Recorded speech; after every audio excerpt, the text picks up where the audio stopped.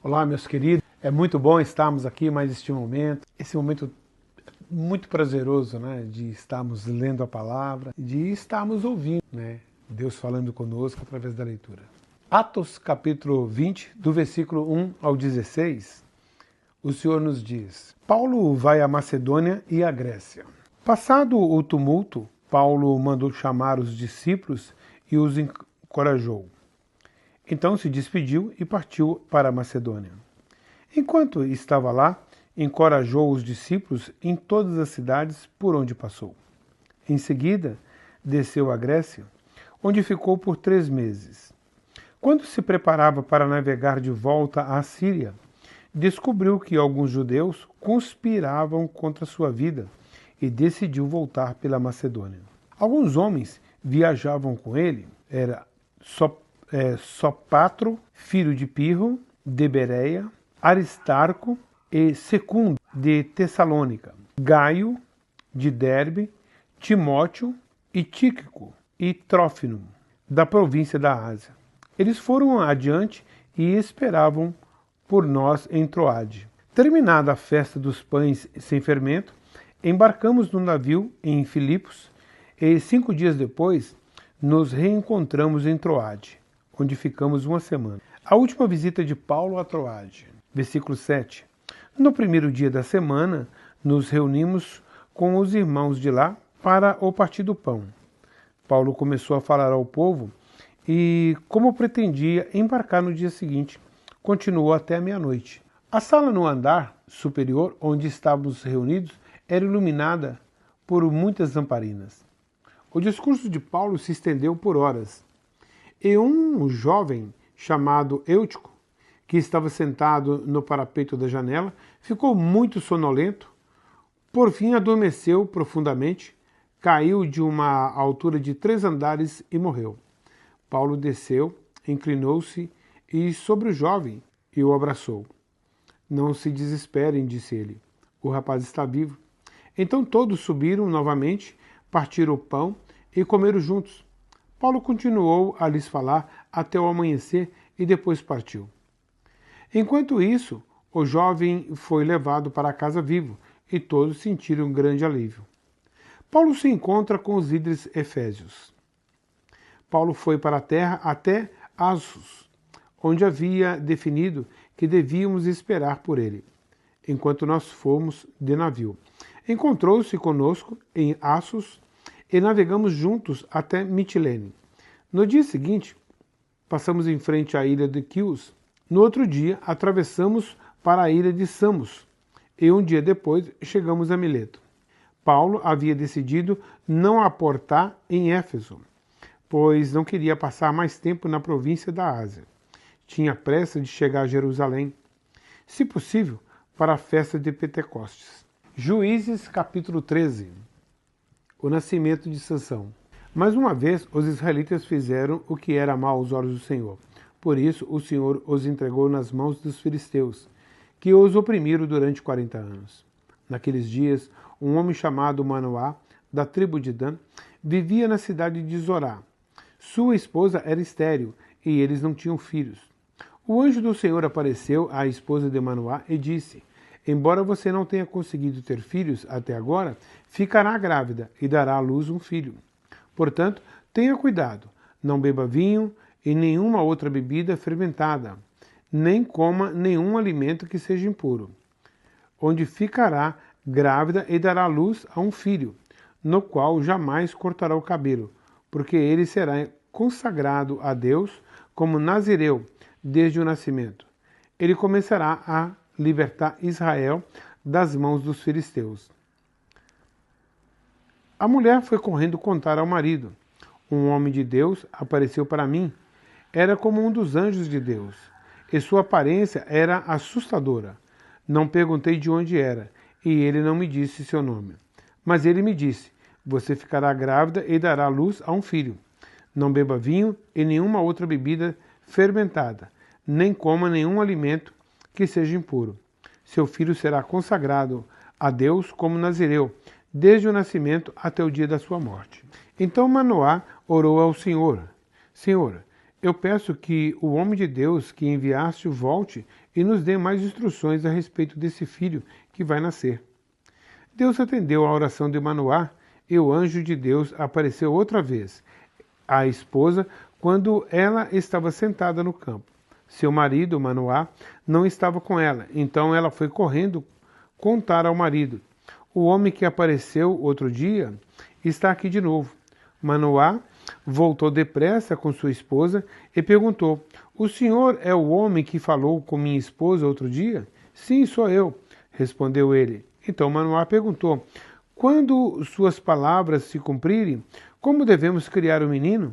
Qual será o trabalho dele? O anjo do Senhor respondeu: sua esposa deverá seguir as instruções que lhe dei. Ela não deve comer uvas nem passas, nem deve beber vinho e nenhuma outra bebida fermentada, nem deve comer nenhum alimento que seja impuro. Ela deverá fazer tudo o que ordenei.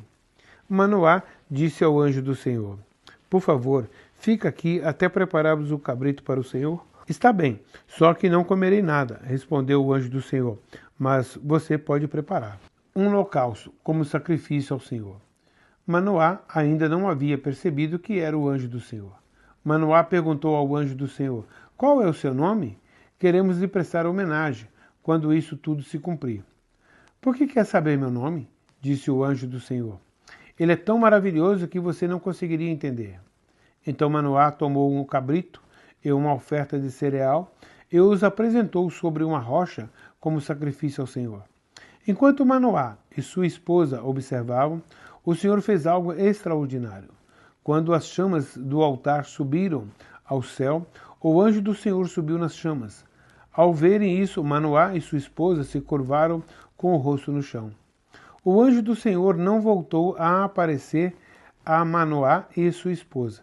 Então Manoá finalmente percebeu que era o anjo do Senhor. E disse a sua esposa: com certeza vamos morrer, pois vimos a Deus. Sua esposa, porém, disse: se o Senhor quisesse nos matar, não teria aceitado o holocausto e a oferta de cereal? Não teria aparecido a nós, nem nos teria revelado essas coisas maravilhosas. Quando o menino nasceu, ela o chamou de Sansão.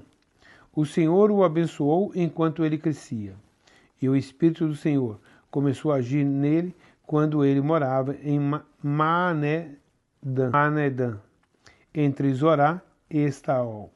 E o Espírito do Senhor começou a agir nele quando ele morava em Maanedã, entre Zorá e Estaol. Jó, capítulo 41. O Senhor continua seu desafio. Você é capaz de pegar o Leviatã com um anzol? Ou prender sua língua com um laço? É capaz de amarrá-lo passando uma corda por seu nariz? Ou atravessar seu queixo com um gancho? Acaso ele implorará por misericórdia ou suplicará por piedade? Aceitará trabalhar para você? E ser seu escravo para o resto da vida? Fará dele um animal de estimação como um pássaro? Ou deixará que suas meninas brinquem com ele? Comerciantes o comprarão para vendê-lo no mercado?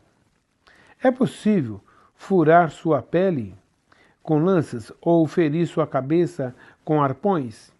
Se você encostar a mão nele, o resultado será uma batalha que você não esquecerá e nunca mais tentará fazê-lo.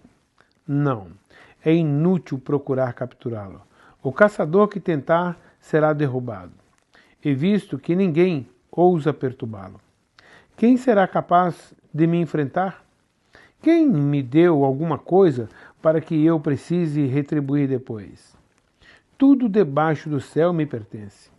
Quero destacar as pernas do Leviatã, sua enorme força e sua forma perfeita. Quem é capaz de arrancar seu couro? Quem pode atravessar sua couraça dupla? Quem é capaz de fazê-lo abrir a boca? Seus dentes são aterrorizantes. As escamas de suas costas são como fileiras de escudos, firmemente unidos uns aos outros. São tão próximos umas das outras que nem mesmo ar passa entre elas. Cada escama é presa à vizinha. São entrelaçadas e nada pode atravessá-las. Seu forte sopro atira lampejos de luz. Seus olhos são como o sol do amanhecer. De sua boca saltam relâmpagos, saem chamas de fogo.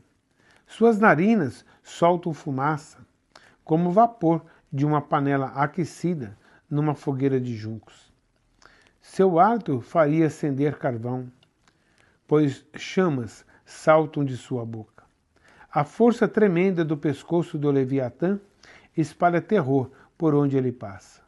Sua carne é dura e firme, e não se pode atravessá-la. Seu coração é duro como rocha, como pedra de moinho.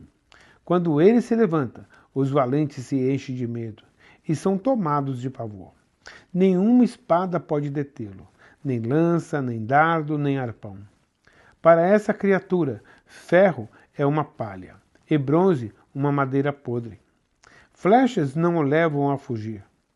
Pedras lançadas de uma funda são como ciscos. Bastões são como folhas de capim, e ele ri dos zunidos das lanças. Sua barriga é coberta de escamas afiadas como vidro.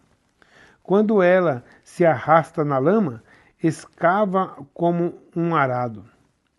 O Leviatã faz as profundezas se agitarem como uma panela, e o mar se revolver como um pote de óleo. Deixa na água um rastro luminoso, que faz o mar parecer branco. Não há nada na terra semelhante a ele, nenhuma criatura tão determinada.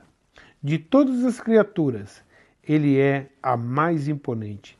É o rei de todos os animais selvagens. Amém? Glória a Deus por mais este momento que nós tivemos juntos. Que Deus continue presente em nossas vidas e que Deus continue te guardando a você e a sua casa. Deus te abençoe.